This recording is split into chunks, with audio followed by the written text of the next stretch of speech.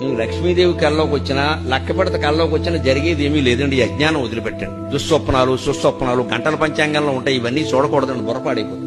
ఈ కళలు బల్లిపాట్లు పిల్లి శకునాలు మన జీవితాన్ని నిర్ణయిస్తామండి. బుద్ధుండి మాట్లాడుతున్నావా? అసలు నీ జీవితాన్ని నువ్వు నిర్ణయించుకోలేవా? మంచి చెడ్డ నీకు తెలియదా?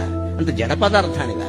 నీకు వచ్చిన కళ, నీకు ఎదురైన మనిషి, పొద్దున్నే ఎవడో తుమ్మిన తుమ్ము, వాడెవడో దగ్గర దగ్గు నీ జీవితాన్ని నిర్ణయిస్తాయా?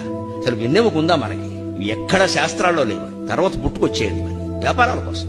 ఇప్పుడు వాటితో కోట్ల వ్యాపారం జరుగుతుంది. చేతిలో గీతలను బట్టి చెప్పేస్తాడు ప్రతివాడు జాతకం. మీరు చూసుకోండి అమ్మా, కోతి దొరికితే కోతిని చూడండి. కోతికి చేతిలో గీతలు ఉంటాయి, దానికి చెప్పమానండి.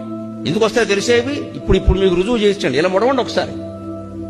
ఎక్కడ మీ చెయ్యి ముడుచుకుందో అక్కడే గీతలు ఉంటాయి, గమనించుకోండి. ఆ తల్లి కడుపులో శిశువు ఇలా ముడుచుకుని ఉంటాడండి.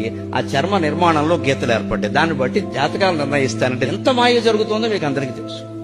ఇక్కడ గుర్తులను బట్టి పిల్లలు ఉంటారట. ఈ గుర్తులను బట్టే ఇంకోటి గట్టిగా గెలుకుంటే ఇంకోటి పడతాడు. ఇప్పుడు 60 ఏళ్లకి చెప్పేవాడు చెబుతాడమ్మా వాడికి డబ్బులు కావాలి, మనం పిచ్చి వధవలం కావాలి. మనకి బుర్ర లేదా? పూర్వకాలం వాళ్ళు నమ్మితే లేదని నేను బాధతో ఎందుకు చెబుతున్నానంటే 25 ఏళ్ల పిల్లలు వీటిని నమ్ముతారండి. దేశం ఏమైపోవాలి?